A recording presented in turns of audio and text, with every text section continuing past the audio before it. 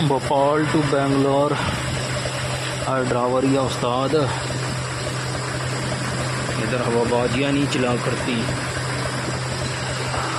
उस्ताद जितनी महीने की तुम्हारी सैलरी है उतने का तो एक बारी में डीजल लग जाता है।